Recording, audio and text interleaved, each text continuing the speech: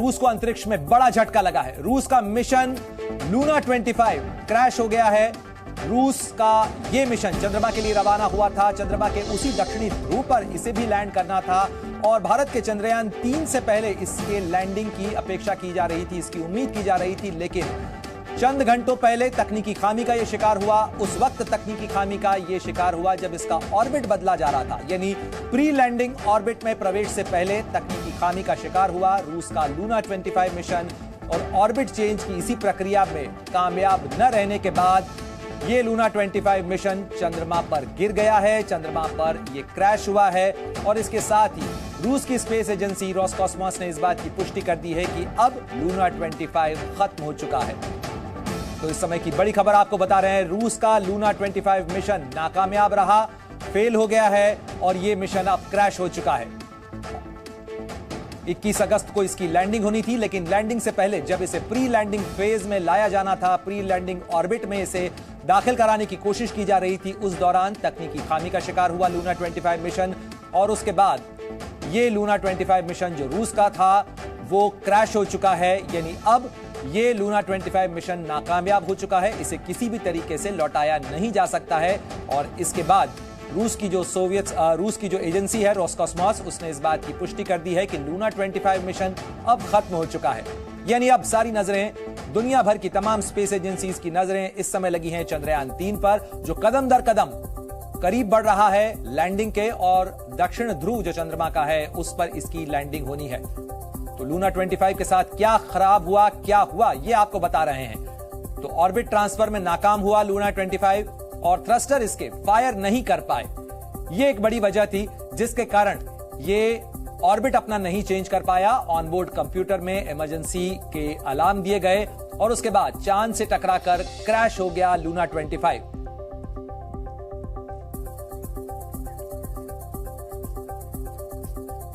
और इस खबर पर ज्यादा जानकारी के लिए सीधे रुख करते हैं, हमारे साथ विनोद कुमार श्रीवास्तव जुड़ गए हैं, पूर्व इसरो वैज्ञानिक हैं।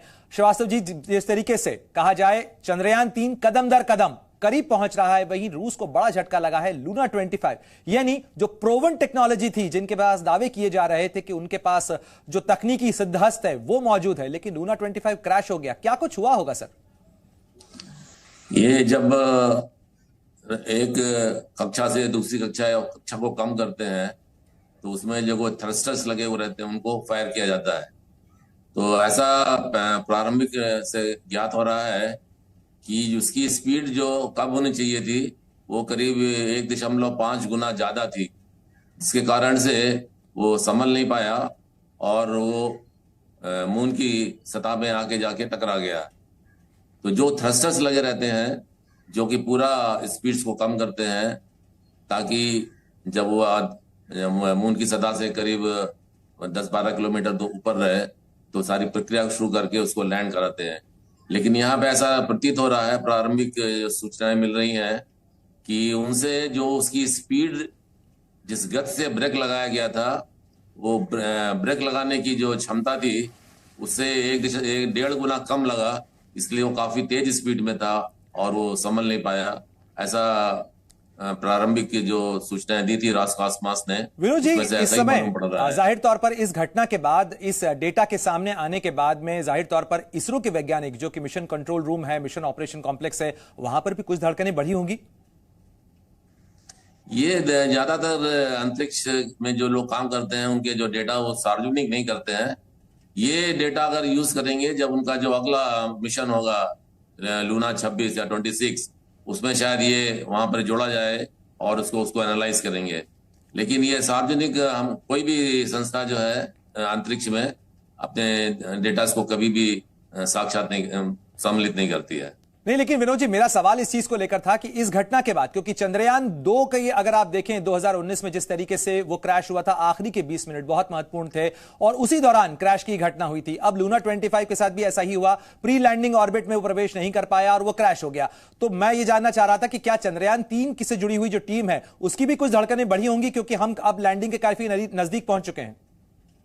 जो हम चंद्रयान 3 में लैंडिंग करने जा रहे हैं उसके सारे प्रोग्राम, जो कुछ भी करना है वो सारा डिसाइड हो चुका है और सारे उसके सिग्नल्स और जितने भी उसको ऑनबोर्ड प्रोग्राम देने हैं वो सब उस पर लोड हो चुके हैं। इस घटना से हम कुछ उसमें बदलाव नहीं कर सकते हैं। जैसा कि आप सोच रहे होंगे ऐसा कुछ नहीं होने वाला है, और जो हमारा प्रोग्राम है हम उसी के मुताबिक ही काम करेंगे, और समय के अनुसार जो गति है और जितने समय थ्रस्टर फायर होना है वो सब उसी हिसाब से किए जाएंगे। सर, इन दोनों अंतरिक्ष प्रोग्राम की लगातार जो है इनका कंपैरिजन हो रहा था। 10 अगस्त को लॉन्च हुआ था लूना 25, जल्दी पहुंचना था, रूस के पास वो तकनीक भी थी, लेकिन वो फेल हो गया। जबकि चंद्रयान 3 अगर आप देखें 14 जुलाई को वो लॉन्च हुआ और वो धीरे धीरे स्टेप बाय स्टेप आगे बढ़ रहा है। तो क्या कहा जाए कि हमारी जो तकनीक है या इसरो ने जो मॉडस ऑपरेंडाई अपनाई वो कहीं ना कहीं एकदम कदम फूंक फूंक कर रखते हुए हर स्टेप को बड़ा कैलकुलेट करके ली जा रही है? नहीं, हमारा जो प्रोग्राम है, जितने जितने हमारे पास में बाहुबली रॉकेट हैं, इतने सक्षम है, और कंट्रीज के पास में स्पेशली रशिया के पास में बहुत स्ट्रांग है, वो उनका उपयोग करके जो हम पृथ्वी की 6 परिक्रमा करने के बाद में हम बाहर निकल के चांद की ओर गए थे, उन्होंने उसको उचित नहीं समझा, क्योंकि उनके पास में बहुत ही शक्तिशाली सेमी क्रायोजेनिक रॉकेट था, जिसके कारण वो बाहर निकल गए। तो वो एक तरह की टेक्निक है, एक तरह की टेक्निकल विशेषता उनके पास में है, जो हम लोग भी तैयार कर रहे हैं। हो सकता है आने वाले 2-3 वर्षों में हमारा जो बाहुबली रॉकेट है उसकी क्षमता बढ़ा दी जाएगी, और वो भी RP-1 या केरोसिन और लिक्विड ऑक्सीजन चलेगा। तो हमको लगता नहीं है कि अगर हम आगे इंटरप्लैनेटरी मिशन में काम करेंगे तो उसके लिए हमको पृथ्वी की परिक्रमा नहीं करनी पड़ेगी, और हम भी हो सकता है कि सीधे। सर, आज मध्यरात्रि के बाद जो है इसरो ने डी बूस्टिंग भी की चंद्रयान 3 की, और उसके साथ ही अब से कुछ देर पहले जो लैंडिंग का टाइम है वो भी चेंज किया गया है। अब 6:04 का वक्त होगा जबकि चंद्रमा पर लैंडिंग होगी चंद्रयान 3 की। ये जो बदलाव है, ये जो 6:04 का टाइमिंग का बदलाव किया गया, ये आखिर क्यों और कैसे किया गया? देखिए, जब कोई भी सैटेलाइट किसी की परिक्रमा करती है, तो जब प्रोग्राम शुरू में बनाया था, जब वो की उस समय एक उसकी गति को हमने लिया था, और हमने एक कक्षा ली थी। जैसे कि हमको पहले बताया गया था कि हम 100x100 के कक्षा में जाएंगे, और हमने एक उसमें ये वेलोसिटी से जाएंगे, करीब 2 से 2 किलोमीटर पर सेकंड से कम के वेलोसिटी में हमारा चंद्रयान घूमेगा। लेकिन आज की परिस्थिति में जब देखा जाएगा तो जो 100x100 था वो थोड़ा सा ऊपर नीचे है, ±5 किलोमीटर में, और उसी हिसाब से गति भी थोड़ा बहुत बदलाव आया होगा। उन सबको कैलकुलेट करने के बाद में डिसाइड किया जाता है कि कब से जब नियरेस्ट पोजीशन में होगा मून में 25 किलोमीटर के रेडियस में, जबकि हमने पहले 30 किलोमीटर सोचा था, तो उसी हिसाब से डिसीजन लिए जाते हैं, और वो समय कैलकुलेट करने के बाद में सार्वजनिक किया गया है। सर, अब अगर बात की जाए तो अब लैंडिंग का ही फेज बचा है चंद्रयान 3 के लिए। अगर चंद्रयान 3 के लैंडिंग की बात की जाए तो अब कौन से चरण बाकी हैं, अब कौन से स्टेप होने वाले हैं? अब सबसे महत्वपूर्ण चरण तो अभी लैंडिंग का ही होगा, जबकि आपको ब्रेकिंग सिस्टम काम करना है। चंद्रयान अपना जो इसकी हॉरिजॉन्टल वेलोसिटी है और इसकी लैटरल वेलोसिटी है, जो कि पिछली बार थोड़ा कंट्रोल में नहीं आ पाई थी, इस बार और बहुत सारे एक्सपेरिमेंट्स किए गए हैं ताकि लैटरल वेलोसिटी और फॉरवर्ड वेलोसिटी को कंट्रोल में रखा जाए। उसके लिए बहुत सारे सॉफ्टवेयर मॉडिफाई किए गए हैं और बहुत सारे एक्सपेरिमेंट्स किए गए, ताकि ये दोबारा जो चंद्रयान 2 में त्रुटि रह गई थी वो इसमें ना हो पाए। तो अब सारे के सारे प्रोग्राम जो कि पहले बताए गए थे चंद्रयान 2 के लिए कि हमारा 15 मिनट का जो आखिरी का बहुत ही क्रिटिकल होगा, वो अभी भी उसी में है। लेकिन हमारे चेयरमैन साहब ने बताया हुआ है कि हमारे कम से कम 2 रॉकेट अगर काम करते हैं और भी थोड़ा सिस्टम में अगर बदलाव हुआ, तब भी हम सफलतापूर्वक चांद पे लैंड करेंगे। सर, एक बार फिर अगर आप दर्शकों के सहूलियत के लिए बता पाएं कि इस बार हमने चंद्रयान 2 से ज्यादा क्या कुछ बेहतर किया है कि ये लैंडिंग सॉफ्ट लैंडिंग भी हो सके, इंपैक्ट से किसी तरीके का नुकसान भी नहीं हो, और क्या क्या इंश्योरेंस इसके अंदर किए गए हैं, यानी क्या क्या वो तकनीकी सुनिश्चितताएं की गई हैं इसके अंदर?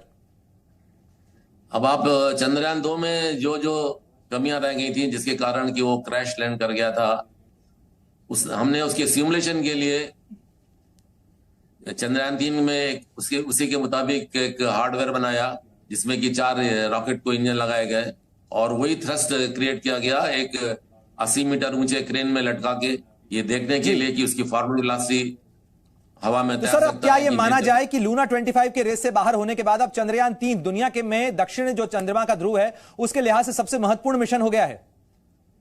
जरूर सही है, क्योंकि अभी सबकी होड़ इस बात पे लगी हुई है कि हम सबसे पहले ये बताएं कि पानी जो कि वाकई में जो लिक्विड फॉर्म में या सॉलिड फॉर्म में मिल सकता है, उसकी होड़ लगी हुई है।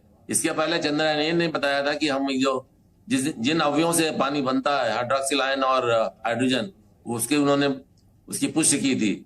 लेकिन अब ये धारणा बनाई गई है, क्योंकि चंद्रमा के इस पोल के ऊपर में बहुत सूर्य की किरण नहीं पड़ती है, तो हो सकता है अगर वहां पानी रहा हो तो वो जमकर एकदम बर्फ या बहुत ही सख्त बन गया हो।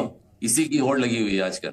शुक्रिया हमसे बातचीत करने के लिए और ये तमाम जानकारियां जी न्यूज के दर्शकों से साझा करने के लिए। तो निश्चित रूप से दुनिया की नजरें अब लगी हैं चंद्रयान 3 पर, जो कि लैंडिंग के बेहद करीब पहुंच चुका है। और इसी दौरान रूस के लूना 25 मिशन को बड़ा झटका लगा है और वो क्रैश हो चुका है।